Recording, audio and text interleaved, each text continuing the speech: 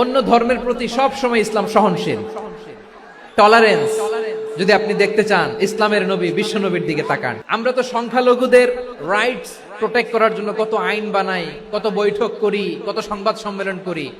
বিষ্ণু সাল্লাল্লাহু আলাইহি ওয়াসাল্লাম সংখ্যালঘুদের রাইটস এর ব্যাপারে, অধিকারের ব্যাপারে যে কথা বলেছেন, শুনলে আপনি অবাক হয়ে যাবেন। আপনি নামাজি, আপনি মুসল্লি, আপনি হাজী সাহেব, তাহাজ্জুদ পড়তে পড়তে কপালে দাগ ফেলে দিছেন, আপনার প্রতিবেশী হিন্দু, ভাবছেন আমার তো পাওয়ার আছে, ওর জমিটা দখল করি। খবরদার।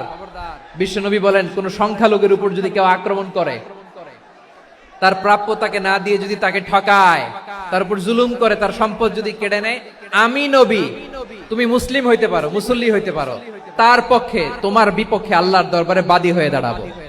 এখানেই শেষ নয়, বিশ্বনবী বলেন, মান কাতালা মুআহাদান, বুখারীর বর্ণনা, মান কাতালা মুআহাদান লাম ইয়ারাহ রাইহাতাল জান্নাহ। অন্যায় ভাবে কোন মুসলিম যদি কোন সংখ্যালঘুরে হত্যা করে, জান্নাতে যাওয়া তো দূরের কথা, ওই মুসলিম জান্নাতের ঘ্রাণও পাবে না। যে আল্লাহ বিশ্বাস করে আর আখিরাতে বিশ্বাস করে, সেজন্য প্রতিবেশীর সাথে ভালো আচরণ করে। প্রতিবেশী আস্তিক হোক নাস্তিক হোক, প্রতিবেশী মুমিন হোক মুশরিক হোক, প্রতিবেশী হইলেই তার সাথে ভালো আচরণের দরকার আছে না নাই? আজকে যে টপিকের উপর আমি কথা বলবো, টপিকটা হচ্ছে peaceful coexistence and communal harmony, শান্তিপূর্ণ সহাবস্থান এবং সাম্প্রদায়িক সম্প্রীতি। আমাদের বাংলাদেশে সাম্প্রদায়িক সম্প্রীতি আছে না নাই? আবহমান কাল থেকে আমরা মুসলিম, হিন্দু, বৌদ্ধ, খ্রিস্টান, পাহাড়ি, নৃগোষ্ঠী মিলেমিশে একাকার, আমরা সবাই মিলে বাংলাদেশ। আমাদের পারস্পরিক সম্প্রীতি, ভালোবাসা, সৌহার্দ্যপূর্ণ আচরণ, বোঝাপড়া, এটা বেশ মজবুত। তবে মাঝে মাঝে আমাদের এই সম্প্রীতির ভেতরে অনেকে ফাটল ধরাতে চায়। আমরা যে সুখে আছি, শান্তিতে আছি, এটা অনেকের ভালো লাগে না। আমাদের মধ্যে সাম্প্রদায়িক সম্প্রীতি, সৌহার্দ্যপূর্ণ আচরণ, ভালোবাসা, এটা আবহমান কাল ধরে আছে। তার প্রমাণ, আমরা তাফসিরুল মাহফিলের আয়োজন করলে আমাদের হিন্দু ভাইরা ডিস্টার্ব করে না, ঠিক কিনা? এবং আমি যদি বলি হাত তোলেন, হিন্দু ধর্মের কারা কারা এসেছেন, কত শত কত হাজার যে হাত উঠবে, আপনি অবাক হয়ে যাবেন। আমি চাচ্ছি না হাত উঠাতে। So it's our responsibility to present our religion to our non-Muslim brothers and sisters. আমাদের অমুসলিম ভাই বোনদের কাছে ইসলামের সৌন্দর্য তুলে ধরা, এটা আমাদের দায়িত্ব। We all are the ambassador of Islam. আমরা প্রত্যেকে দায়িত্বশীল, আমরা প্রত্যেকে এক একজন ইসলামের অ্যাম্বাসেডর। আলহামদুলিল্লাহ বলেন। সো আমরা যেন ইসলামের বিউটিটাকে তুলে ধরতে পারি এবং এই যে সম্প্রীতি, এটাকে যেন আমরা অটুট রাখতে পারি। আদতে বাংলাদেশের ইতিহাস বলে আমাদের দেশে কোনো দাঙ্গা নাই, আছে? আমরা ভাই ভাই, আওয়াজ করে বলুন তো, আমরা কি ভাই ভাই? কিন্তু কিছু দুষ্ট লোক আছে, তারা আমাদের সম্পর্কের মধ্যে ফাটল ধরাতে চায়, মাঝে মাঝে ঝগড়া লাগাতে চায়। দেখবেন পত্রপত্রিকায় দেখা যায় বিভিন্ন ধর্মীয় উপাসনালয়গুলোতে হামলা চালানো হয়। এগুলো রাজনৈতিক উদ্দেশ্য প্রণোদিত, এগুলোর সাথে ইসলামের কোনো সম্পর্ক নাই। এজন্য এই দুর্বৃত্তদের ব্যাপারে আমাদের সাবধান থাকতে হবে, আমরা সংঘবদ্ধ থাকবো। এই যে আমাদের পিসফুল কোএক্সিস্টেন্স, শান্তিপূর্ণ সহাবস্থান, যেদিন হিন্দুদের পূজা অনুষ্ঠান, আমরা ওই দিন তাফসির মাহফিল করি না, ঠিক কিনা বলেন? যেদিন আমাদের তাফসিরুল কোরআনের প্রোগ্রাম, ওই দিন আমাদের হিন্দু ভাইরা ডিস্টার্ব করে না। সুবহানাল্লাহ। হিন্দুদের পূজা অনুষ্ঠানে আইন শৃঙ্খলা বাহিনীর পাশাপাশি মাদ্রাসার ছাত্ররা যে সেখানে পাহারা দেয়। গোটা পৃথিবীতে এই দৃষ্টান্ত আপনি পাবেন। মাদ্রাসার ছাত্ররা, তারা তো কোরআনের ধারক, তারা হাদিসের ধারক, তারা কেন মন্দির পাহারা দিবে? এই সম্প্রীতিকে ধরে রাখার জন্য, এই সৌহার্দ্যকে ধরে রাখার জন্য, আমাদের পারস্পরিক ভালোবাসাকে অটুট রাখার জন্য। এখন বলেন, আমাদের এই ভালোবাসা অটুট থাক, আমরা চাই কি চাই না? আল্লাহ এই দেশকে তুমি বরকতময় করো, বাংলাদেশকে তুমি শান্তিময় করো। প্রিয় ভাইরা, আমি বলেছিলাম আমার আলোচনার বিষয় হচ্ছে শান্তিপূর্ণ সহাবস্থান, সাম্প্রদায়িক সম্প্রীতি। আমরা দেখব ইসলাম আমাদেরকে কি কি দিক নির্দেশনা দেয়।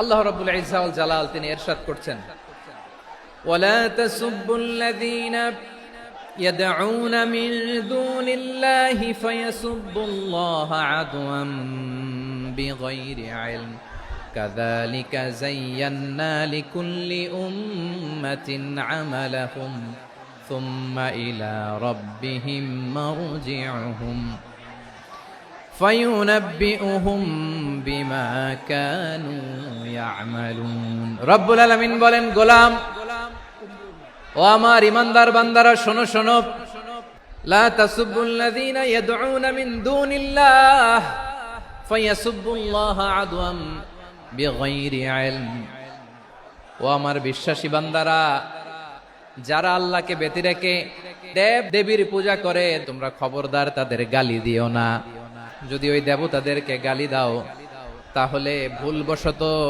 শত্রুতাবশত তারা তোমাদের রব আল্লাহকে গালি দেবে ঠিক কি না তোমরা যদি তাদের দেবতাদের গালি দাও ওরা রেগে তোমার আল্লাহরে গালি দিবে তাহলে আল্লাহরে গালি খাওয়ানোর কারণ হয়ে গেলাম আমি রব্বুল আলামিন বলেন খবরদার দেবতাদেরকে গালি দিও না তাহলে ওরা তোমার রব আল্লাহরে গালি দেবে প্রতিটি জাতির জন্য তাদের কাজকে আমি আল্লাহ সুশোভিত করে রেখেছি তারা সবাই একদিন আমার কাছেই ফিরে আসবে এরপর আমি রব্বুল আলামিন তাদের আমলনামা তাদেরকে জানিয়ে দেব সুবহানাল্লাহ পড়ে তাহলে প্রিয় ভাইরা ইসলাম আমাদেরকে শিখায় সূরাতুল আনআমের 108 নম্বর আয়াত থেকে আমরা বুঝলাম কোন ধর্মকে ছোট করা যাবে না অন্য ধর্মকে ছোট করা মানে ইসলামকে ছোট করা আর অন্য ধর্মের দেবতাকে যদি আপনি গালি দেন ওরা ইসলাম থেকে দূরে সরে যাবে যাও ইসলামের প্রতি আকৃষ্ট হয়েছিল আর কোনোদিন ইসলামের ধারে কাছে আসবে না আওয়াজ করে বলেন ঠিক কিনা এজন্য কখনো কোনোদিন অন্য ধর্মের দেবতাদেরকে গালি দেয়া যাবে না অন্য ধর্মের কোন দেবতাদেরকে আমরা গালি দিব না বরং ইসলামের beauty the beauty of Islam ইসলামের সৌন্দর্যকে আমরা তুলে ধরব আমরা যদি বিশ্বনবী সাল্লাল্লাহু আলাইহি ওয়াসাল্লামের জীবনের দিকে তাকাই তাহলে আমি দেখব বিষ্ণু ইসলাম মক্কাতে কিংবা মদিনাতে অন্য ধর্মের লোকদের সাথে খুব পিসফুলি লাইফ লিড করেছেন হোক মুশরিক হোক খ্রিস্টান হোক ইহুদি বিশ্বনবী সবার সাথে মিলেমিশে ছিলেন আলহামদুলিল্লাহ বলেন ইসলাম হচ্ছে পিসফুল রিলিজিয়ন অন্য ধর্মের প্রতি সহনশীলতার সবক ইসলাম আমাদেরকে দেয় কিন্তু প্রতিটি মুসলিমের এটা মনে রাখতে হবে আল্লাহর কাছে পছন্দনীয় গ্রহণযোগ্য ধর্ম জীবনাদর্শ একটি সেটা হচ্ছে ইসলাম এজন্য রব্বুল আলামিন বলেন ইন্নাদ-দীনা ইনদাল্লাহিল ইসলাম আল্লাহর কাছে মনোনীত গ্রহণযোগ্য অ্যাকসেপ্টেড ধর্ম মতাদর্শ একটা সেটা হলো ইসলাম ইসলাম ছাড়া অন্য কোন ধর্ম যদি কেউ তালাশ করে তার ওই ধর্ম আল্লাহ গ্রহণ করবে না ومن يبتغي غير الإسلام دينا فلن يقبل منه وهو في الآخرة من الخاسرين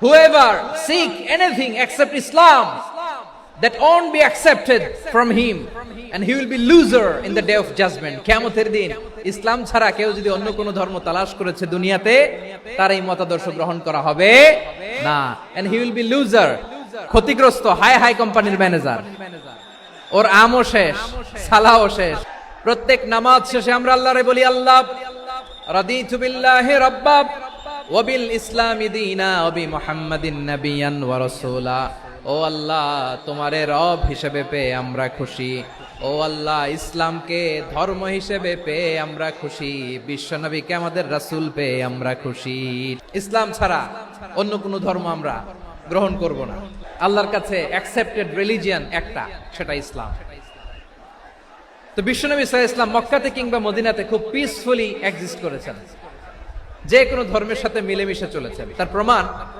আমরা যদি রাসূল সাল্লাল্লাহু আলাইহি ওয়াসাল্লামের বায়োগ্রাফির দিকে তাকাই তাহলে দেখব তিনি মুশরিকদের সাথে পিস ট্রিটি করেছেন শান্তি চুক্তি পিস ট্রিটি পিস এগ্রিমেন্ট আপনারা হুদাইবিয়ার সন্ধির নাম শুনেছেন 6ষ্ঠ হিজরিতে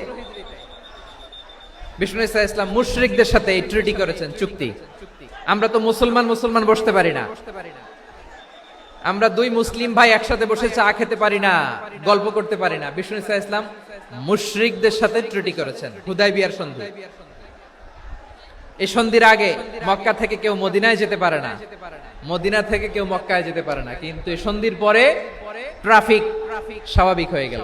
মক্কার লোকেরা মদিনায় আসতে পারে, মদিনার লোকেরা মক্কায় আসতে পারে। এটাকে বলে সুলহে হুদাইবিয়া, the peace agreement of Hudaybiyah, শান্তি চুক্তি।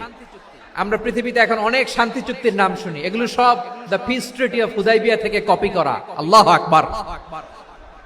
মক্কার পার্ট গেল, পিস এগ্রিমেন্ট করলেন, শান্তি চুক্তি। বিষ্ণু ইসলাম মদিনায় যে কি করলেন?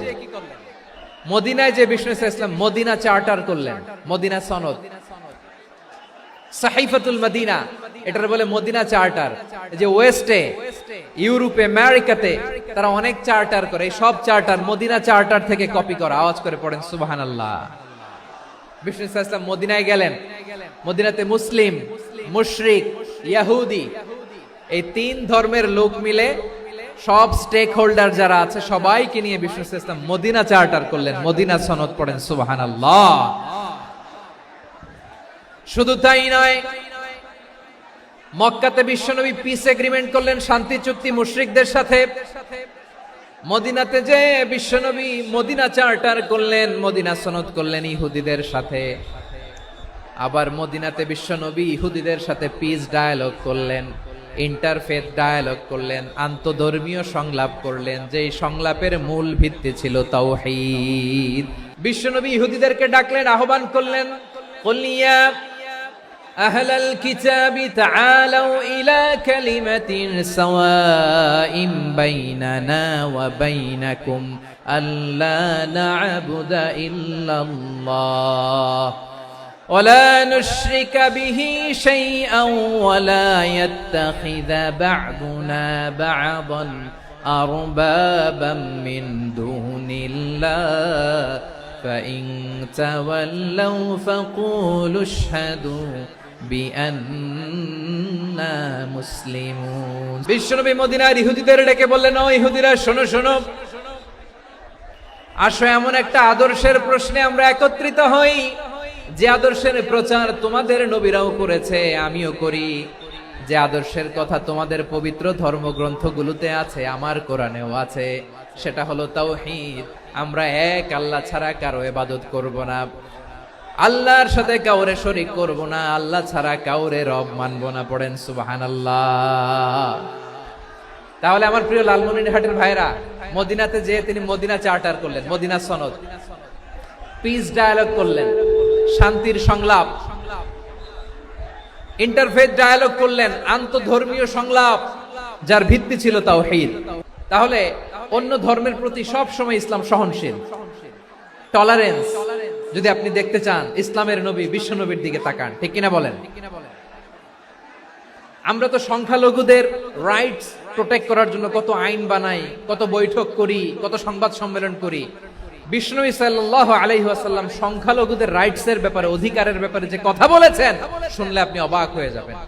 বিশ্বনবী বলেন, আলা মান যালামা মুআহাদান আও ইনতাকাসাহু আও কাল্লাফাহু ফাওকা তাআতিহি আও আখাযা মিনহু শাইআন বিগাইরি তিবি নাফসিন ওয়া আনা হাজিজুহু ইয়াউমাল কিয়ামা। খবরদার, জেনে রাখো, কেউ যদি কোনো সংখ্যালঘুর উপরে অত্যাচার করে, কোন সংখ্যালঘুর প্রাপ্য থেকে যদি কেউ কাউকে ঠকায়, সংখ্যালঘুর উপর যদি কেউ কষ্ট দেয়, কোন সংখ্যালঘুর সম্পদ যদি কেউ জোর করে কেড়ে নেয়, আমি কিয়ামতের দিন বিশ্বনবী ওই সংখ্যালঘুর পক্ষে আর ওই মুসলমানদের বিপক্ষে বাদী হয়ে দাঁড়াবো।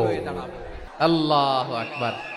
আপনি নামাজি, আপনি মুসল্লি, আপনি হাজী সাহেব, তাহাজ্জুদ পড়তে পড়তে কপালে দাগ ফেলে দিছেন, আপনার প্রতিবেশী হিন্দু, ভাবছেন আমার তো পাওয়ার আছে, ওর জমিটা দখল করি। বিশ্বনবী বলেন, কিয়ামতের দিন ওই হিন্দুর পক্ষে তোর বিরুদ্ধে আমি বাদী হয়ে দাঁড়াবো। পৃথিবীর কোন ধর্মে এরকম স্টেটমেন্ট পাবেন? পাবেন? আপনি ভাবছেন আপনি নামাজ পড়লে হাজী সাহেব কপালে দাগ ফেলাই দিলে আপনি সেলসেলায় জান্নাতে চলে যাবেন না? খবরদার।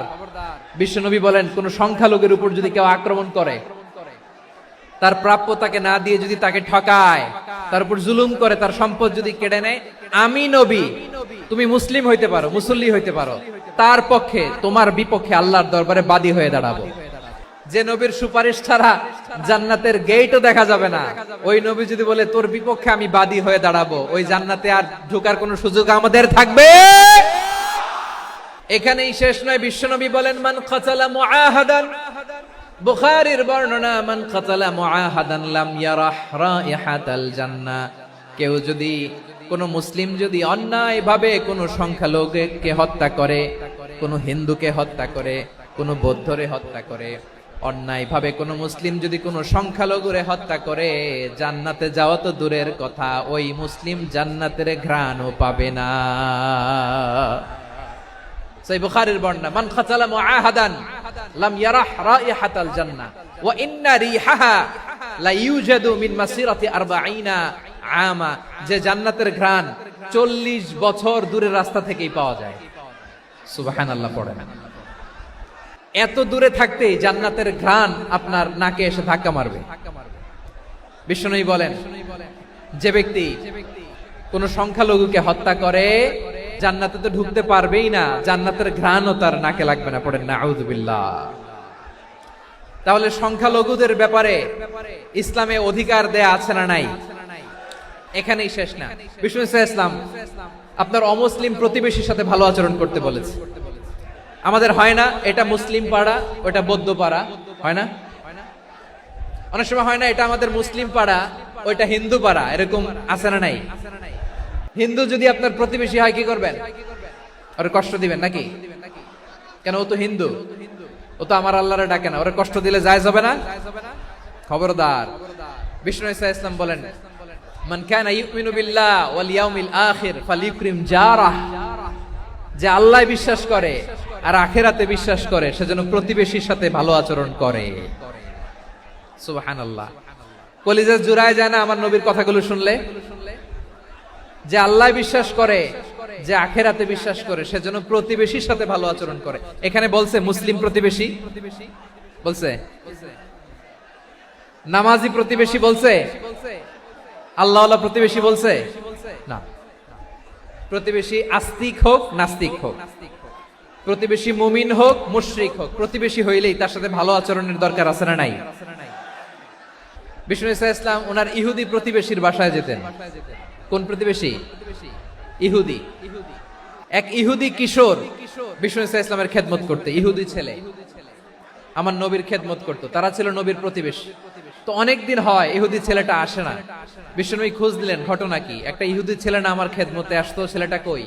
খোঁজ নিয়ে জানলেন ছেলেটা অসুস্থ। বিষ্ণু ইসলাম ওই ইহুদির বাড়িতে চলে গেলেন ওই ছেলেটাকে দেখা করার জন্য, ভিজিট করার জন্য। সুবহানাল্লাহ পড়বেন না? গেলেন, যে দেখে ইহুদি ছেলেটা মুমূর্ষ, জান যায় যায় ভাব, বিছানায় পড়ে আছে, তার বাবা দাঁড়ানো। বিশ্বনবী তার মাথার পাশে বসলেন, মাথায় হাত বুলিয়ে দিলেন, আর ছেলেটাকে বললেন আসলিম, হে ইহুদি ছেলে আসলিম, ইসলাম ধর্ম গ্রহণ করো। তো ছোট্ট ছেলে ভাবে আমরা ইহুদি, এখন ইসলাম ধর্ম গ্রহণ করলে আব্বা যদি বকা দেয়, ফানাযারা ইলা ওয়াজহি আবি, ছেলেটা তার বাবার চেহারার দিকে তাকালো, দেখি আব্বা কি কয়। আব্বা যদি বলে তাইলে ইসলাম ধর্ম গ্রহণ করব। ইহুদি ছেলেটা তার বাবার দিকে যখন তাকালো, ওর বাবা বলে আতি আবুল কাসিম, আবুল কাসিম যা বলে তাই করো। আবুল কাসিম হচ্ছে বিষ্ণু ইসলামের একটা কুনিয়াত, উপনাম। আমার রাসূলের বড় ছেলের নাম ছিল কাসেম। যেমন দেখবেন আমাদের এলাকায় কারো ছেলের বড় ছেলের নাম যদি হয় আব্দুল্লাহ, এরা আব্দুল্লাহর বাপ বলে ডাকে। কারো বড় মেয়ের নাম যদি হয় ফাতেমা, এরা কি ডাকে?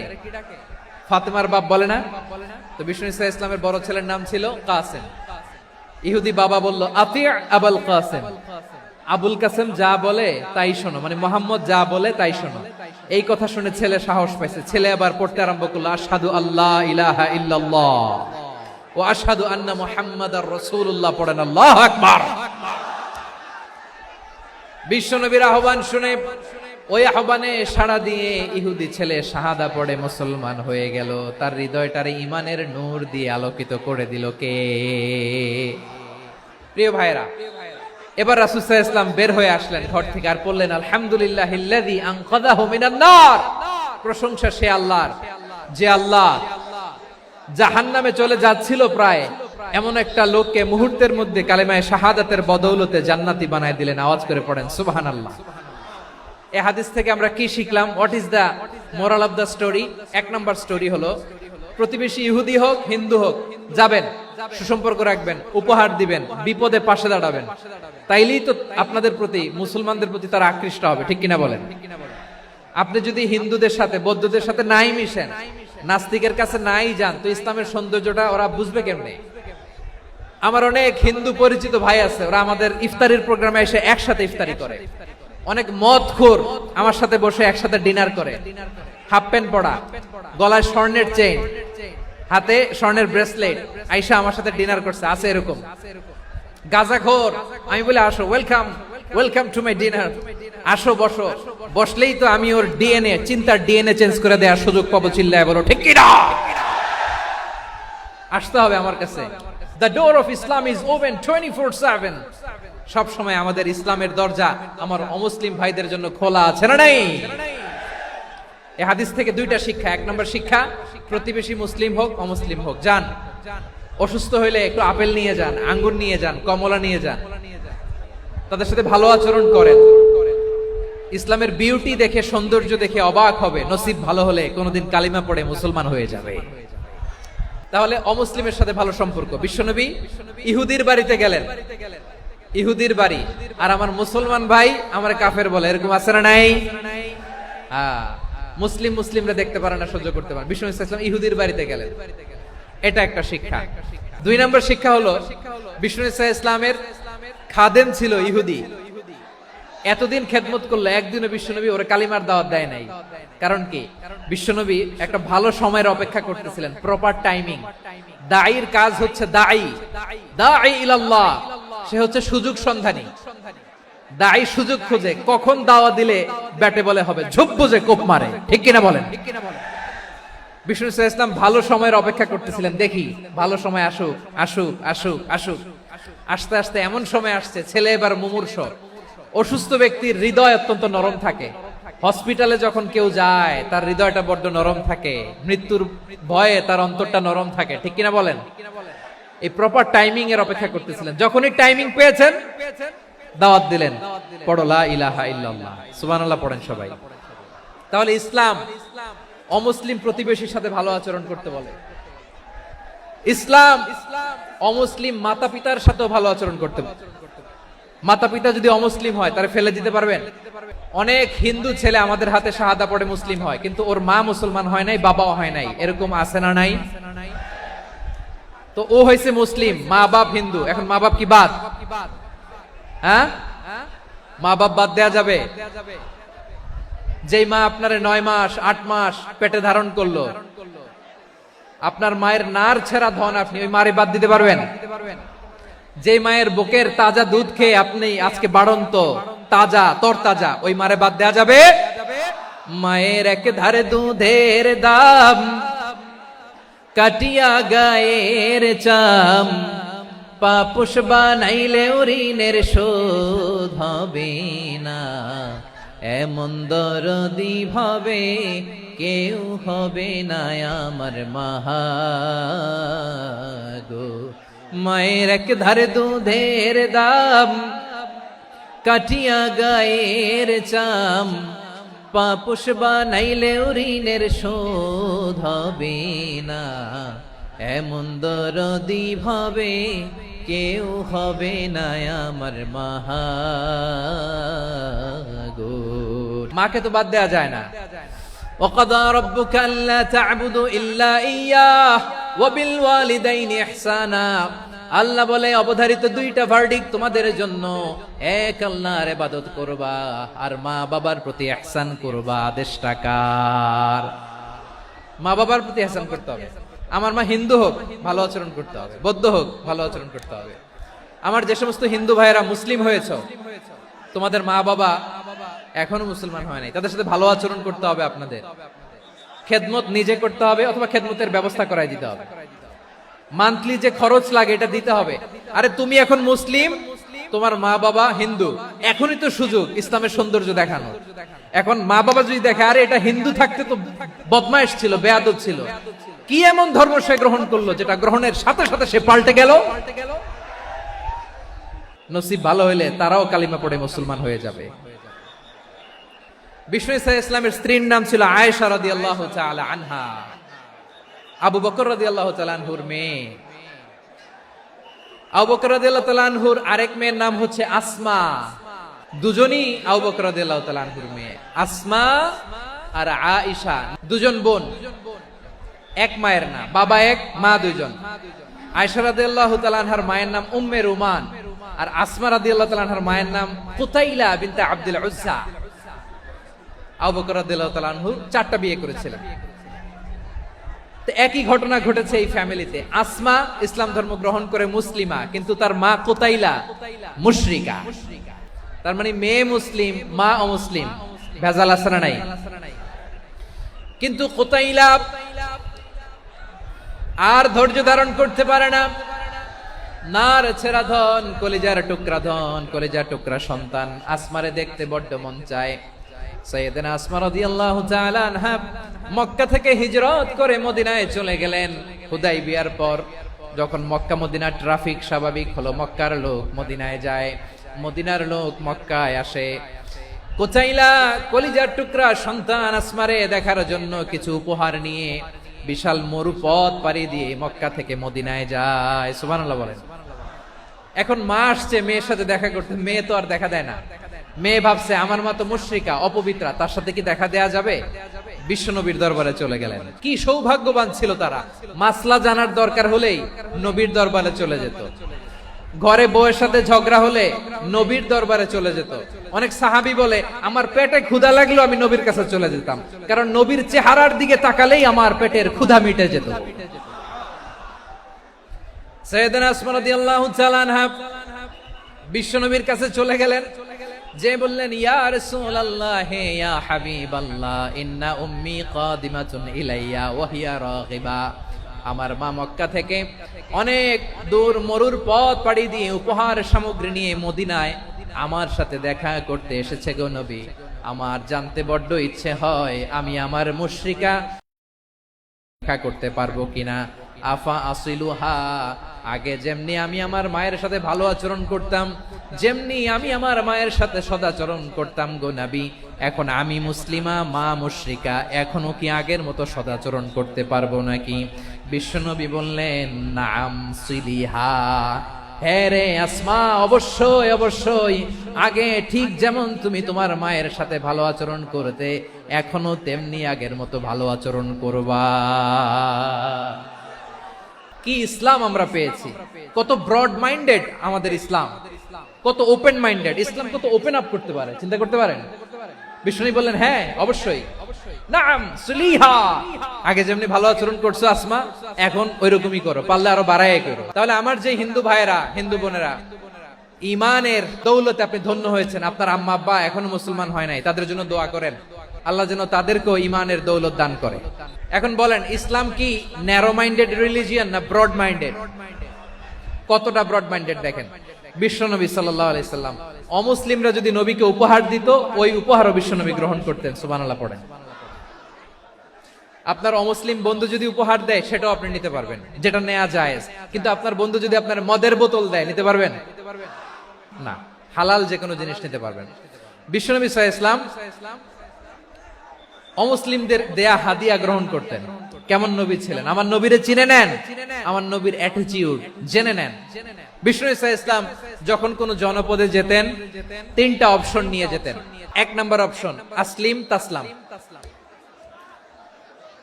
নতুন এলাকায় গেলে বলতেন আসলিম তাসলাম, ইসলাম ধর্ম গ্রহণ করো, শান্তিতে থাকবা, আমার ভাই হয়ে যাবা, আমরা ভাই ভাই। ইসলাম মানো, আমরা ভাই ভাই। যদি বলে না ইসলাম মানবো না, ওকে, অপশন নাম্বার 2, মুসলিম হওয়ার দরকার নাই, লা ইকরাহা ফিদ্দিন, ইসলামে কোনো বাড়াবাড়ি নাই। খ্রিস্টান আছো থাকো, বৌদ্ধ আছো থাকো, ইহুদি থাকতে চাও থাকো, কিন্তু আমরা যেহেতু রিজিওনাল সুপার পাওয়ার, আমাদের আন্ডারে থাকো, ট্যাক্স দিয়া থাকো, এটার বলে জিজিয়া। আলেম যারা আছেন বুঝবেন এটার আরবিতে কি বলে, জিজিয়া। You pay us the tax, we will give you the security. তোমরা ট্যাক্স দিবা, আমরা সিকিউরিটি দিব, আমাদের আওতায় থাকবা, কেউ তোমাদেরকে আক্রমণ করতে পারবে না, আমরা নিরাপত্তা দিব। সুবহানাল্লাহ বলেন। ট্যাক্স দাও, আমরা সিকিউরিটি দিব না, এটাও মানি না। বিষ্ণু বলেন তাহলে তলোয়ার আমাদের আর তোমাদের মাঝে ফয়সালা করবে, মুসলিমও হবা না, ট্যাক্স দিবা, নিরাপত্তা দিব, আমরা সুপার পাওয়ার, আমাদের আন্ডারে থাকবে, এটাও না, তাহলে তোমাদেরকে তো আমরা বিশ্বাস করতে পারি না। কখন না কখন বিশ্বাসঘাতকতা করো, কার সাথে মিলে হাত মিলাও, তলোয়ার আমাদের মাঝে ফয়সালা করবে। তখন তিনি জেহাদের সশস্ত্র সংগ্রামের ঘোষণা দিতেন। সুবহানাল্লাহ পড়েন। দেখেন পশ্চিমারা জেহাদকে এইভাবে চিত্রায়িত করে না। ওরা জেহাদ বলতে বুঝায় তলোয়ার, হাত কাটো, গলা কাটো না। জেহাদ সশস্ত্র সংগ্রাম 3 নম্বরে। অধিকাংশ ক্ষেত্রেই বিশ্বনবীর সুন্দর আচরণ দেখে, আরে আমার নবীর যে নুরানি চেহারা, অনেকে তো কেবল সিরেফ চেহারাটা দেখেই কালিমা পড়ে মুসলমান হয়ে গিয়েছে। যারা মুসলিম হয় নাই তারা তাদের ইসলামেই বলবৎ ছিল, ট্যাক্স দিয়ে ইসলামের আন্ডারে ছিল। যারা এটাও মানে নাই ওইটাও মানে নাই, তাদের বিরুদ্ধে জেহাদ। বিষ্ণু ইসলাম 7ম হিজরিতে যখন খায়বার বিজয়ের পরে ইসলাম রিজিওনাল সুপার পাওয়ার হিসেবে আত্মপ্রকাশ করলো, বিশ্বনবী চিঠি লিখলেন অন্যান্য সুপার পাওয়ারের কাছে, রাষ্ট্রীয় চিঠি লেখে এক রাষ্ট্রপ্রধান আরেক রাষ্ট্রপ্রধানের কাছে। এই যে 24-এর ছাত্র নাগরিক অভ্যুত্থানে, এই অভ্যুত্থান যখন শুরু হয়, আমি তখন সাউথ আফ্রিকাতে একটা স্ট্যাটাস দিয়েছিলাম, কোটা নয় গোটা দেশ সংস্কার করা লাগবে। আমাদের ইউনাইটেড আরব আমিরাতের বাংলাদেশি ভাইরা তারা সেখানে রাস্তায় নেমে এসেছিল, জানেন? ওইখানে ডেমনস্ট্রেশন করা যায় না, সেখানকার সরকার তাদেরকে যাবজ্জীবন দিয়েছিল। তখন আমাদের এই যে প্রধান উপদেষ্টা ডক্টর মোহাম্মদ ইউনূস সরাসরি G2G বলে, এটারে G2G, government to government, G2G, উনি চিঠি লিখলেন যে তাদেরকে, ইউর হাইনেস, হে সম্মানিত আমির, আপনি আমার এই চিঠির কারণে আমার সম্মানে এই 53 জন বাংলাদেশিকে মাফ করে দেন। এই চিঠির বদৌলতে বেকসুর খালাস পেয়ে গিয়েছিল আমাদের ভাইরা। জানেন না এই ঘটনা আপনারা? তাহলে গভর্নমেন্ট টু গভর্নমেন্ট চিঠি দেওয়া হয়। 7ম হিজরিতে বিষ্ণু ইসলাম সব সুপার পাওয়ারের কাছে চিঠি দিলেন, রোমান সম্রাটের কাছে, পারস্য অধিপতির কাছে, মিশরের অধিপতির কাছে, সবার কাছে চিঠি লিখলেন। চিঠির ভাষা ছিল এরকম, মিন মুহাম্মাদিন রাসূলিল্লাহ ইলা মুকাওকিস আযীমিল কিবত, মুহাম্মদ রাসূলুল্লাহর পক্ষ থেকে মিশরের বাদশার কাছে, আসলিম তাসলাম, ইসলাম মানো শান্তিতে থাকবা, সালামুন আলা মান ইত্তাবাআল হুদা, শান্তি তার জন্য যে হেদায়েতের অনুসরণ করে। সুবহানাল্লাহ পড়েন। তো এই চিঠি অনেকে ভালোভাবে রিসিভ করেছে, অনেকে এই চিঠি পাওয়ার পরে নবীর কাছে আবার ইন রিটার্ন উপহার পাঠিয়েছে। মিশরের বাদশা মুকাওকিস তিনি বিশ্বনবীকে বিশাল এক উপহারের ডালি পাঠিয়েছেন। মিশরের বাদশা মুকাওকিস ছিলেন ধর্মে খ্রিস্টান। কি উপহার দিয়েছিল আমার নবীকে? 1000 স্বর্ণমুদ্রা। 2টা খ্রিস্টান দাসী, একজনের নাম মারিয়া বিনতে শামউন আল কিবতিয়া, আরেকজনের নাম সিরিন বিনতে শামউন আল কিবতিয়া। একজন খ্রিস্টান দাস 20 থান কাপড় জামা বানানোর জন্য, আমরা নবী যেন সেলাই করে জামা বানাতে পারে এজন্য 20 থান কাপড়। এরপরে একটা গাধা যেটার নাম ছিল উফাইর, আর একটা খচ্চর, এটার নাম ছিল দুলদুল। খচ্চর চিনেন? গাধা আর ঘোড়ার ক্রসিং এ যে প্রাণীটা দুনিয়াতে আসে ওটার খচ্চর বলে। তো এই যে সুপার পাওয়ার খ্রিস্টান বাদশার কাছে নবী চিঠি লিখলেন, ওই খ্রিস্টান বাদশা আমার নবীকে উপহার দিল। বিশ্বনবী এই উপহারগুলো সানন্দে গ্রহণ করেছে। তাহলে অমুসলিম কেউ যদি আপনাকে উপহার দেয়, হালাল উপহার হলে আপনি গ্রহণ করতে পারবেন। অনুরূপভাবে পারস্যের বাদশা, রোম সম্রাট বিশ্বনবীকে উপহার পাঠিয়েছেন। আমার নবী সবগুলো উপহার, গিফট গ্রহণ করেছেন।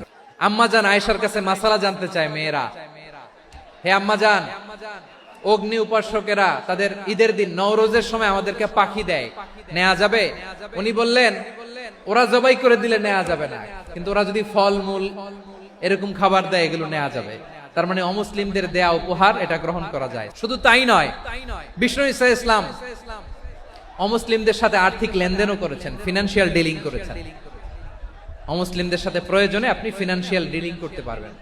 আমরা প্রায় দেখি বাজারের মিষ্টির দোকানগুলো আমার হিন্দু ভাইদের, তারপরে যে বারবার শপ, চুল কাটে যে নাপিত, অধিকাংশ নাপিতের দোকানে কারা? আমার হিন্দু ভাইরা। আপনি চুল কাটতে পারবেন কিনা? পারবেন। তার দোকান থেকে দই মিষ্টি কিনতে পারবেন কিনা? হ্যাঁ, আমার মুসলিম ভাইয়ের দোকান থাকলে ওইটার আমি বেশি প্রায়োরিটি দিব, ঠিক কিনা?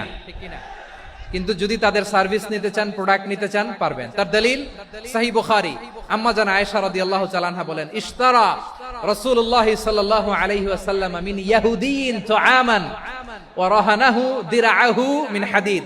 রাসূল সাল্লাল্লাহু আলাইহি ওয়াসাল্লাম এক ইহুদির কাছ থেকে, কার কাছ থেকে? আমার নবী, পেয়ারা নবী এক ইহুদির কাছ থেকে জব কিনেছিল। জব, বার্লি, যেটা দিয়ে রুটি বানায়। ওই জবের দাম দেওয়া টাকা পয়সা নবীর কাছে ছিল না, ফলে নবী ওনার একটা পোশাককে মর্গেজ রেখেছিলেন, মর্গেজ, বন্ধক, যে এখন এটার দাম দিতে পারবো না, কয়েক কেজি বার্লি নিয়ে যাই আর বন্ধক হিসেবে আমার জামাটা রেখে গেলাম, যেই দিন দাম দিব ওই দিন জামাটা ছুটাই নিয়ে যাব। দিরআহু মিন হাদিদ, লোহার তৈরি বর্ম, মানে যুদ্ধের পোশাক, লোহা দিয়ে বানানো।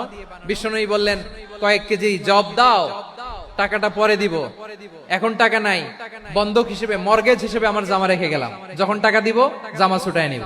এ থেকে বোঝা গেল অমুসলিমদের সাথে ফিনান্সিয়াল ডিলিং করা যায়, অর্থনৈতিক লেনদেন করা যায়, কেনাবেচা করা যায়, প্রোডাক্ট কেনা যায়। এমনকি আমাদের মসজিদে নববীতে বারান্দায় আপনারা একটা অটোমেটিক ফ্লাইং আমব্রেলা দেখছেন? সূর্য যখন বাড়ে মসজিদে নববীর বারান্দায় ইয়ার্ডের মধ্যে অটোমেটিক্যালি কিছু আমব্রেলা আছে, শাঁ করে খুলে যায়, আর সূর্যের তাপ লাগে না। আবার সন্ধ্যাবেলায় এই আমব্রেলা গুলো ওরা ক্লোজ করে ফেলে, দেখছেন? এই মসজিদে নববীকে সর্বোচ্চ উন্নত মানের কনস্ট্রাকশন ইনফ্রাস্ট্রাকচারে ডেভেলপ করার জন্য কর্তৃপক্ষ কিছু অমুসলিম ইঞ্জিনিয়ারের, ডিজাইনারের সহায়তা নিয়েছিল। সুবহানাল্লাহ বলেন। কোন দলিলের ভিত্তিতে? এই দলিলের ভিত্তিতে যে বিষ্ণু ঈসা ইসলাম অমুসলিমদের সাথেও লেনদেন করেছেন। আওয়াজ করে বলতে হবে আল্লাহু আকবার। শুধু তাই নয়, ইন কেস অফ ইমার্জেন্সি, প্রয়োজনে ইসলামের খাতিরে, ইসলামকে সামনের দিকে এগিয়ে নিয়ে যাওয়ার জন্য অমুসলিমদের সাপোর্ট নেওয়া জায়েজ আছে। সুবহানাল্লাহ বলেন। অমুসলিমদের সাপোর্ট নেয়া, তাদের থেকে অর্থ নেয়া, পলিটিক্যাল সাপোর্ট, পলিটিক্যাল অ্যাসাইলাম নেওয়া জায়েজ আছে। আমাদের অনেক বিশ্ববরেণ্য দায়ীরা আমেরিকায় অস্থায়ীভাবে অ্যাসাইলাম নিয়ে থাকে, নিজের দেশে গেলে ফাঁসিতে ঝুলাই দিবে। যুগ যুগ ধরে দায়ীদের উপরে এরকম অত্যাচার আর নির্যাতন আছে না নাই? মিশরের অনেক দায়ীরা পাশ্চাত্যে যেয়ে থাকে, এই যে তারা পলিটিক্যাল অ্যাসাইলাম নিয়ে থাকে, রাজনৈতিক আশ্রয়, এটা জায়েজ আছে না? এটা যে জায়েজ আছে তার প্রমাণ স্বয়ং বিশ্বনবী সাল্লাল্লাহু আলাইহি ওয়াসাল্লাম পলিটিক্যাল সাপোর্ট নিয়েছিলেন অমুসলিমদের কাছ থেকে। আমার ভাইরা, বিশ্বনবীর বয়স তখন প্রায় 51 বছর। কত বছর? বিশ্বনবীর সবচেয়ে কাছের মানুষ খাদিজা রাদিয়াল্লাহু তাআলা আনহা ইন্তেকাল করেছেন। বিশ্বনবী বড্ড কষ্ট পেলেন, হৃদয়টা ভেঙে খান খান। যিনি ঘরের ভেতরে বিশ্বনবীকে সান্ত্বনা দিতেন, ভালোবাসা দিতেন, বাইরে গেলে কুরাইশরা বকাঝকা করে, অত্যাচার করে, কিন্তু আম্মাজান খাদিজা রাদিয়াল্লাহু তাআলা আনহা ঘরটারে এমন শান্তির নীড় বানায় রেখেছেন, এই ঘরের ভিতরে ঢুকলে বিশ্বনবীর কলিজাটা ঠান্ডা হয়ে যেত। এজন্য রব্বুল আলামিন বলেন, খাদিজা, ও আমার বান্দি খাদিজা, জান্নাতে এমন স্পেশাল একটা ঘর আমি তোমার জন্য রেডি করে রেখেছি। ওই ঘরের মধ্যে কোনো আওয়াজ নাই, ওই ঘরের মধ্যে কোনো নয়েজ নাই, ওই ঘরে কোনো বিশৃঙ্খলা নাই। কারণ মক্কার জমিনে আমার নবী কুরাইশদের বিশৃঙ্খলা, নয়েজ আর ঝামেলাগুলোকে উপেক্ষা করে যখন তোমার ঘরের ভিতরে ঢুকতো, ঘরটারে তুমি শান্তির নীড়, ঠান্ডা, নীরব, নিস্তব্ধ, নিঝুম আর শান্তির নীড় বানিয়ে রেখেছো। এজন্য জান্নাতে স্পেশাল একটা শান্তির নীড় আমি তোমারে উপহার দেব। ওই প্রিয়তমা স্ত্রী খাদিজা ইন্তেকাল করলেন, বিশ্বনবীর হৃদয় ভেঙে খান খান। আবার ওনার চাচা আবু তালেব ইন্তেকাল করলেন, যিনি পলিটিক্যাল শেল্টার দিতেন নবীকে। আবু তালেবের ভয়ে, বিশ্বনবীর এই চাচার ভয়ে কোন মুশরিক নবীর গায়ে হাত দেওয়ার সাহস পায় নাই। এখন স্ত্রীও নাই, চাচাও নাই, নবীকে আশ্রয় দেওয়ার কেউ নাই। নবীর চারদিকে অন্ধকার, নবী এখন কই যাবেন? আমার পেয়ারা নবী নতুন স্টেশন খুঁজতেছেন, নতুন দাওয়াতি প্ল্যাটফর্ম খুঁজতেছেন। তিনি যায়েদ বিন হারেসা রাদিয়াল্লাহু তাআলা আনহুকে নিয়ে মক্কার পাশের একটা নেইবরিং সিটি তায়েফে চলে গেলেন দিনের দাওয়াত দেওয়ার জন্য। নাকি জমি কিনতে গেছিলেন? দুনিয়ার যশ খ্যাতির জন্য, নিজের কোনো লাভের জন্য? তায়েফবাসীদেরকে জাহান্নামের আগুন থেকে বাঁচানোর জন্য। আওয়াজ করে বলতে হবে ঠিক কিনা? বিশ্বনবী বিশাল মরুপথ, পাহাড়ি পথ পাড়ি দিয়ে তায়েফের মরুজমিনে গেলেন কোরআনের দাওয়াত নিয়ে, ইমানের দাওয়াত নিয়ে। কিন্তু তায়েফের লোকেরা বিশ্বনবীর দাওয়াতকে শুধু প্রত্যাখ্যান করেই থামে নাই, তারা বিশ্বনবীর সাথে অত্যন্ত খারাপ আচরণ করেছে, বিশ্বনবীকে শারীরিকভাবে হেনস্থা করেছে, আমার নবীকে শারীরিকভাবে অত্যাচার করেছে। আমার পেয়ারা নবীর গায়ে পাথর মেরেছে, বিশ্ব নবীর গা বেয়ে ঝরঝর করে রক্ত ঝরেছে, নবী জামিনের মধ্যে লুটিয়ে পড়েছেন, আবার মেরেছে, আবার নবী হাঁটতে শুরু করলেন, পেছন থেকে আবার মেরেছে, আবার নবী রক্তাক্ত হয়ে জামিনের মধ্যে লুটিয়ে পড়লেন, আবার মেরেছে। বিশ্ব নবীর মতো এত সুশ্রী মানব, বিশ্ব নবীর মতো এত শুভ্র মানব, বিশ্ব নবীর মতো এমন চমৎকার দেহাবয়ব দিয়ে রব্বুল আলামিন কাউকে বানান নাই। এরকম চমৎকার মানুষটাকে তারা তায়েফের ওই জমিনে রক্তাক্ত করেছে। বিশ্বনবী দুনিয়ার কোনো স্বার্থের জন্য সেখানে যান নাই, নিজের কোনো লাভের জন্য, প্রাপ্তির জন্য যান নাই, তায়েফবাসীদের জাহান্নামের আগুন থেকে বাঁচাতে গিয়েছেন। খেয়ে না খেয়ে দ্বীনি প্রচারের কাজে নিজেকে দিয়েছ বিলিয়ে, তায়েফের কাফিরেরা চিনল না সে আলো, দুষ্ট ছেলেদের পিছু দিল লেলিয়ে, পাথরের আঘাতে ক্ষত বিক্ষত হয়ে সারা শরীর থেকে রক্ত ঝরে। হে রাসূল তোমাকে ভুলি আমি কেমন করে, হে রাসূল তোমাকে ভুলি আমি কেমন করে। পারেন না আপনারা? ধরুন আমার সাথে। হাজার ব্যথা বেদনার পরে ফিরে আসনি তুমি আপন ঘরে, দিনের আলো তুমি ছড়িয়ে দিতে, চলে গেলে মদিনায় মক্কা ছেড়ে। হে রাসূল তোমাকে ভুলি আমি কেমন করে, হে রাসূল তোমাকে ভুলি আমি কেমন করে। প্রিয় ভাইরা, তায়েফের ছেলেরা নবীকে রক্তাক্ত করলো। আমার নবী কই যাবে? কই যাবে? মক্কায় জায়গা নাই, তায়েফে জায়গা নাই। তায়েফ থেকে ভারাক্রান্ত মন নিয়ে আমার নবী মক্কায় ফিরে আসলেন। বিশ্ব নবী মক্কায় ঢুকতে পারেন না। মক্কার মরুভূমির দিকে তাকিয়ে, উপত্যকার দিকে তাকিয়ে বিশ্বনবী ধা ধা করে কাঁদেন, ঝরঝর করে। নবীর চেহারা মোবারক থেকে চোখের পানিগুলো বেয়ে বেয়ে পড়ে। আমার জন্মস্থান, আমার শৈশব, কৈশোর, যৌবন কেটেছে এই মক্কায়, আমার এলাকায় আমি ঢুকতে পারি না। বিশ্বনবী মক্কার অনতি দূরে দাঁড়িয়ে জায়েদকে পাঠালেন, জায়েদ যাও দেখো কেউ আমাকে সাপোর্ট করার মতো আছে কিনা, যাও অমুকের কাছে যাও। জায়েদ গেলেন, তারাও প্রত্যাখ্যান করে ফিরিয়ে দেয়। বিশ্বনবী বললেন যাও অমুক লোকের কাছে যাও, তিনিও প্রত্যাখ্যান করে ফিরিয়ে দিলেন। কেউ বিশ্বনবীকে আশ্রয় দিতে রাজি হয় না। নিজ জন্মভূমিতে বিতাড়িত বিশ্বনবী, সর্বশেষ বিশ্বনবী বললেন যাও মুতঈম ইবনে আদির ঘরে যাও। মুতঈম ইবনে আদি মুশরিক, তার কাছে যাও। গেলেন, মুতঈম ইবনে আদি রাজি হয়ে গেল। দেখেন অনেক বিপদের সময়ও আমি নিজে সাক্ষী, সামাজিক ভাবে, রাজনৈতিক ভাবে কত ঝঞ্ঝা, কত ষড়যন্ত্র, কত কনস্পাইরেসি পারি দিয়ে আমাদেরকে সামনে এগিয়ে যেতে হয়। এই শত্রুদের ভেতরেও একজনকে দাঁড় করিয়ে দেয় যে আল্লাহর কোরআনের জন্য রেডি হয়ে যায়। পড়েন সুবহানাল্লাহ। মুতঈম ইবনে আদি, আল্লাহ তার মনকে নরম করে দিলেন। মুতঈম বলে মুহাম্মদ আমি তোমাকে আশ্রয় দিব। তার দুই ছেলেকে পাঠালেন, যাও খোলা তলোয়ার নিয়ে, স্কট দিয়ে, গার্ড অফ অনার দিয়ে মুহাম্মদকে মক্কায় ঢুকাও, আর বলো আমি আমান দেব। আমান কি দিব? আমান মানে সিকিউরিটি, নিরাপত্তা। সিকিউরিটি ছাড়া, আমান দেওয়া ছাড়া কেউ থাকতে পারতো না মক্কায়। দুই ছেলে বিষ্ণু ইসা ইসলামকে নিয়ে আসলো। নবী কাবার চারদিকে তাওয়াফ করলেন, নামাজ পড়লেন। আবু জাহেল, উতবা, শাইবা, ওয়ালিদ ইবনে মুগীরা সবাই দেখে, কেউ কিছু করতে পারে না। কারণ মুতঈম ইবনে আদি ঘোষণা দিয়েছেন আমি মুহাম্মদকে আমান দিয়েছি, মুহাম্মদের গায়ে যেন কেউ স্পর্শ না করে। আওয়াজ করে পড়েন সুবহানাল্লাহ। নবীর এই বিপদ কালে মুহূর্তে মুতঈমের হৃদয়টারে নরম করে দিল কে? এই মুতঈম কি মুসলিম ছিল না মুশরিক? তাহলে মুশরিকের কাছ থেকে নবী পলিটিক্যাল অ্যাসাইলাম, আধুনিক রাষ্ট্রবিজ্ঞানের ভাষায় পলিটিক্যাল অ্যাসাইলাম, যেটাকে বলে রাজনৈতিক আশ্রয়, উনার আমান বা নিরাপত্তার এই ঘোষণায় তিনি মক্কায় ঢুকলেন। যতদিন নিরাপত্তা ছিল ছিলেন। মুতঈম যখন মারা গেল, বিষ্ণু ইসলাম হিজরত করে মদিনায় চলে গেলেন। সুবহানাল্লাহ। কিন্তু মুতঈম যে বিশ্বনবীর উপকার করছে এটা বিশ্বনবী ভুলে নাই। আমাদের অনেকে আছে উপকার করার পরে আর খেয়াল থাকে না, এরকম আছে না নাই? আমার নবী ভুলে নাই। বদরের প্রান্তরে 70 জন কাফেরকে যখন বন্দী করে বিশ্বনবীর সামনে হাঁটু গেড়ে দাঁড় করানো হলো, বসানো হলো, 70 জন কাফের। কয়জন? বিশ্বনবী তাদের দিকে তাকিয়ে বললেন, সহিহ বুখারীর বর্ণনা, লাউ কানাল মুতঈম ইবনে আদি হাইয়ান সুম্মা কাল্লামানি হাউলা ইন্নাতনা লা তারাকতুহুম লাহু। বদরের প্রান্তরে 70 জন বন্দী কাফিরের দিকে তাকিয়ে আমার নবী বললেন, আজকে মুতঈম ইবনে আদি যদি বেঁচে থাকতো আর তোমাদের 70 জনের ব্যাপারে যদি মুতঈম এক বাক্যে একটা সুপারিশ করত, তার সম্মানে আজকে তোদের সবাইকে আমি মাফ করে দিতাম। বিশ্বনবী মুতঈমের এই সাহায্যের কথা বলে নাই। 70 জন মুশরিক হাঁটু গেড়ে বসা, নবী চাইলে এখনই এক্সিকিউশন অর্ডার দিতে পারে।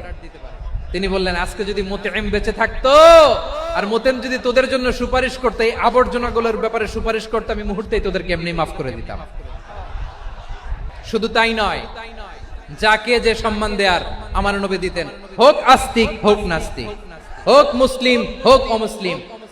রোমান সম্রাটের কাছে বিশ্বনবী যখন চিঠি লিখলেন মিন মুহাম্মদ রাসূলিল্লাহ ইলা হিরাকলা আযীমির রোম, মুহাম্মদের পক্ষ থেকে হিরাক্লিয়াসের কাছে, যিনি হচ্ছেন আযীমির রোম, এটা নবী নিজ থেকে বানায় লিখছেন অতিরিক্ত সম্মান দিয়ে।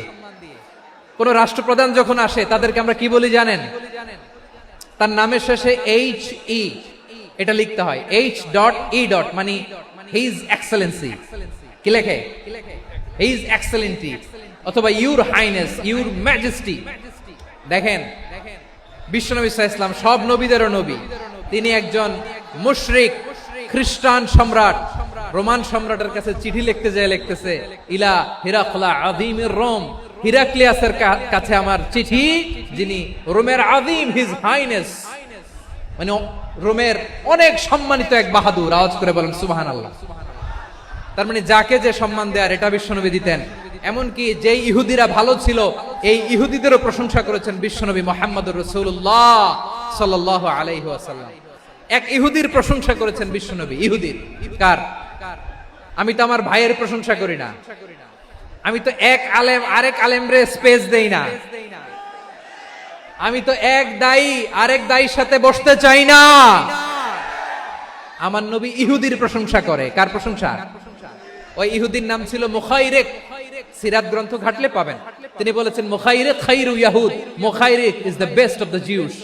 জুইশদের মধ্যে সে সবচেয়ে ভালো। কেন প্রশংসা করলেন তার? এর কারণ মদিনা চার্টারে কথা ছিল সব ধর্মের মুসলিম, মুশরিক, ইহুদিরা মিলে মদিনাকে রক্ষা করবে। কিন্তু তৃতীয় হিজরিতে যখন উহুদের যুদ্ধ শুরু হলো, সবার কথা ছিল যেই আক্রমণ করে আমরা মদিনাকে বাঁচাবো। কোন শহরকে বাঁচাবো? মদিনাকে। কিন্তু কুরাইশরা যখন অ্যাটাক করলো, ইহুদিরা আর আসে না, ইহুদিরা আর বেরোয় না। বিষ্ণু বললেন, ওহে ইহুদিরা, তোমরা না চুক্তি করলে আমার সাথে যে মদিনা বাঁচাতে সবাই ঝাঁপিয়ে পড়বো, আসো। একটা ইহুদিও বেরোয় না, কেউ আসে না সেদিন, একজন ছাড়া। তার নাম মুখাইরিক। তার নাম কি?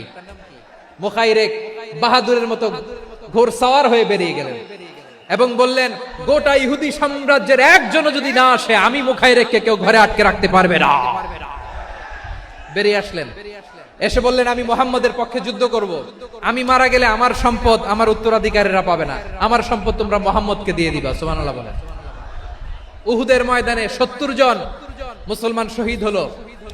এই ইহুদি, সেও মুসলমানের পক্ষে যুদ্ধ করে নিহত হলো। মুসলিমদের লাশ যখন নিয়ে আসা হলো, এই মুখাইরিকের লাশও নিয়ে আসা হলো। মুসলিমদের লাশের পাশে মুখাইরিকের লাশ দেখে বিশ্বনবী মুখাইরিকের প্রতি অনেক খুশি হলেন। আর বিশ্বনবী খুশি হয়ে বললেন, মুখাইরিক খায়রু ইয়াহুদ, মুখাইরিক যদিও তুমি ইহুদি, তারপরে তুমি সব ইহুদিদের মধ্যে সেরা ইহুদি। পড়েন সুবহানাল্লাহ। আমার নবী ইহুদিকেও সম্মান দিতে কার্পণ্য করে নাই। আওয়াজ করে বলেন আল্লাহু আকবার। এজন্য অমুসলিম হইলেই তারা আমাদের শত্রু নয়। শত্রু কারা? যে সমস্ত অমুসলিম আমাদেরকে নিশ্চিহ্ন করে দিতে চায়, যে সমস্ত অমুসলিম আমাদের ভূখণ্ড থেকে আমাদেরকে তাড়িয়ে দিতে চায়, যে সমস্ত অমুসলিম আমার ধর্ম নিয়ে তুচ্ছতাচ্ছিল্য করে চিল্লায় বলেন ঠিক কিনা, তারা আমাদের শত্রু। সাধারণ অমুসলিমরা আমার শত্রু নয়। এই যে হিন্দুরা থাকে, এরা আমার ভাই, বৌদ্ধরা আমার ভাই, খ্রিস্টানরা আমার ভাই, ইহুদিরা আমার ভাই।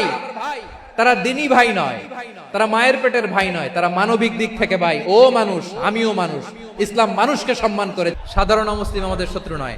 আপনি জানেন নিউ ইয়র্কে, আমি তো নিউ ইয়র্কে ছিলাম অনেকদিন, ওখানে ফিলিস্তিনিদের পক্ষে যখন আমরা মিছিল করেছি, অনেক ইহুদি আমাদের সাথে মিছিলে দাঁড়িয়েছে। কারণ ওরাও জানে এই ভূখণ্ড ফিলিস্তিনিদের ভূখণ্ড। আওয়াজ করে বলো লালমনিরহাট ঠিক কিনা। তো তারা কি আমাদের শত্রু? না। অনেক খ্রিস্টান আমাদের সাথে আমাদের স্বার্থ রক্ষায় আমাদের পাশে দাঁড়িয়েছে। খেয়াল রাখবেন, হিন্দু আর হিন্দুত্ববাদ এক নয়, ইহুদি ধর্ম আর জায়নিজম এক নয়। এই যে ফিলিস্তিনের ভাইয়েরা, তারা তাদের স্বাধীনতা সংগ্রামের জন্য লড়াই করছে, করে যাচ্ছে, আমরা এটাকে সমর্থন জানাই। চিল্লায় বলো ঠিক কিনা। কাশ্মীরের ভাইয়েরা স্বাধীনতার জন্য সংগ্রাম করছে, আমরা সেই সংগ্রামকে সমর্থন জানাই। যারাই আমাদের ইসলামকে নিশ্চিহ্ন করতে চায়, তাদের বিরুদ্ধে আমাদের সংগ্রাম। ওই সমস্ত দুর্বৃত্তদের সাথে আমাদের কোনো সম্পর্ক নাই। আমরা যদি ঐক্যবদ্ধ থাকতে পারি, ওই দুর্বৃত্তরা চান্স পাবে না। আবু তালেব নবীর চাচা, মুশরিক, মারা গিয়েছে মুশরিক অবস্থায়, কিন্তু আজীবন আমার নবীকে আগলে রেখেছে, আমার নবীকে সাপোর্ট করেছে, ভালোবেসেছে। আবু জাহেল মুশরিক, মারা গিয়েছে মুশরিক হিসেবে, আজীবন আমার নবীর বিরুদ্ধাচারণ করেছে। আবু জাহেলের শক্তি, সামর্থ্য, স্ট্র্যাটেজি, প্ল্যান সব আমার নবীর বিরুদ্ধে ছিল। আবু জাহেলের কারণে একটা দিন শান্তিতে আমার নবী মক্কায় ঘুমাতে পারে নাই। চিল্লায় বলেন ঠিক কিনা।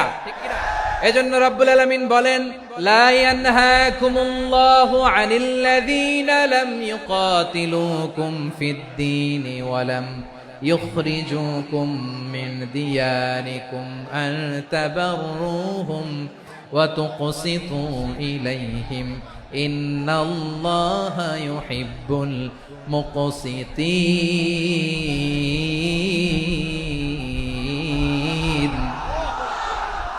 আল্লাহ বলে, গোলামেরা শোনো শোনো, যে সমস্ত অমুসলিম তোমাদের সাথে ধর্মযুদ্ধে লিপ্ত হয় না, তোমাদের বিরুদ্ধে যে সমস্ত অমুসলিম অস্ত্র ধরে না, যে সমস্ত মুসলিম তোমাদেরকে তোমাদের জন্মস্থান থেকে, ভূখণ্ড থেকে তাড়িয়ে দেয় না, তাদের সাথে ভালো আচরণ করতে আমি আল্লাহ নিষেধ করি নাই। তাদের সাথে সদাচরণে কোনো নিষেধাজ্ঞা নাই, বরং তাদের সাথে সদাচরণ করো, এটাই আমি আল্লাহ চাই। তাহলে আমার যে অমুসলিমরা আমাদের সাথে শত্রুতা করে না, তুচ্ছতাচ্ছিল্য করে না, আমাদের ভূমি থেকে আমাদেরকে উচ্ছেদ করতে চায় না, আমাদের বিরুদ্ধে অস্ত্র ধরে না, ওই অমুসলিম ভাইদের সাথে আমাদের কোনো দ্বন্দ্ব আছে? কোনো বিরোধ আছে? বরং আছে ভালোবাসা। বরং আছে কি? এই ভালোবাসা দিয়ে আমরা বিশ্ব জয় করব। রাজি আছো মুসলমান? আমাদের পুঁজি ভালোবাসা। আমাদের পুঁজি কি? আমার এই পুরো আলোচনা থেকে দা রিলিজিয়াস কোএক্সিস্টেন্স, পিসফুল কোএক্সিস্টেন্স, শান্তিপূর্ণ সহাবস্থান, কমিউনাল হারমোনি, এই সাম্প্রদায়িক সম্প্রীতি, এই আলোচনা থেকে কি বুঝলেন? ইসলাম কি ন্যারো মাইন্ডেড না ব্রড মাইন্ডেড? এই ব্রড মাইন্ডেড হৃদয় নিয়ে, ভালোবাসা দিয়ে আমরা বিশ্ব জয় করতে চাই। রাজি আছেন? আল্লাহ কবুল করুক। আমরা সবাই পড়ি আমিন। আমার প্রিয় মায়েরা, বোনেরা, আপনাদের জন্য একটা হাদিস বলে শেষ করব। বিশ্বনবী বলেন, আমার মায়েরা খেয়াল করে শুনুন, বিশ্বনবী আপনাদের উদ্দেশ্য করে বলেন, আল মারআতু ইযা সাল্লাত খামসাহা ওয়া সামাত শাহরাহা হাফিজাত ফুরুজাহা আতাআত বা'লাহা ফালতাদখুল মিন আইয়ি আবওয়াবিল জান্নাতি শাআত। বিশ্বনবী আপনাদেরকে 4টা কাজের কথা বলেছেন, খুব বেশি না। 4টা করলে 8 জান্নাতের দরজা সব খোলা। কোনটা দিয়ে যাবেন? যেটা দিয়ে মনে চায়। 1 নাম্বার 5 ওয়াক্ত নামাজ। আমার বোনেরা জোহরের নামাজ পড়তে পড়তে এটা আসরে নিয়ে যায়, আসর পড়তে পড়তে মাগরিবে নিয়ে যায়, এরকম আছে না নাই? আমার বোনেরা এটা করবেন না।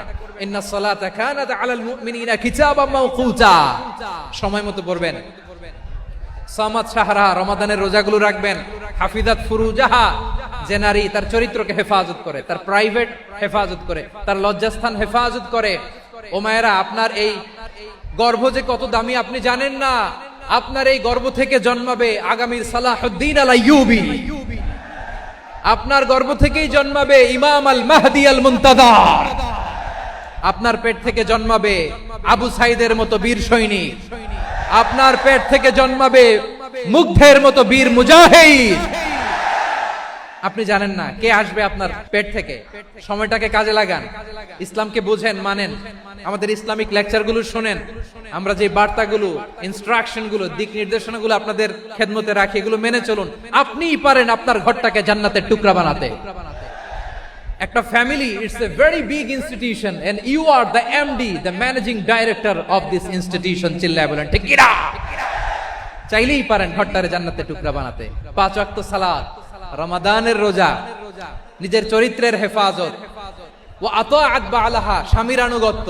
এটাতে অনেকে ভুল করে থাকে। হায় রে আমার বোনেরা, স্বামীর আনুগত্যকে এটা নিজের অপমান মনে করবেন না। আপনার স্বামী আপনার সবচেয়ে বড় গার্ডিয়ান, তিনি আপনার সবচেয়ে ভালো চায়। নারী কখনো গার্ডিয়ানশিপের বাইরে থাকতে পারে না। হয় আপনি বাবার গার্ডিয়ানশিপের ভেতরে, বাপ না থাকলে ভাই আপনার গার্ডিয়ান, ভাই না থাকলে চাচা গার্ডিয়ান, বিয়ের পরে আপনার স্বামী আপনার গার্ডিয়ান। শরিয়া সম্মত স্বামীর আদেশগুলো আপনি মেনে চলবেন, কিন্তু শরিয়া বিরুদ্ধ কোনো আদেশ মানতে আপনি বাধ্য নয়। এই 4টা কাজ যদি কোনো নারী করে, বিষ্ণুই বলেন জান্নাতের 8টা দরজা খোলা, তোমার যেটা দিয়ে মনে চায় সেটা দিয়ে জান্নাতে তুমি এন্ট্রি নিতে পারবা।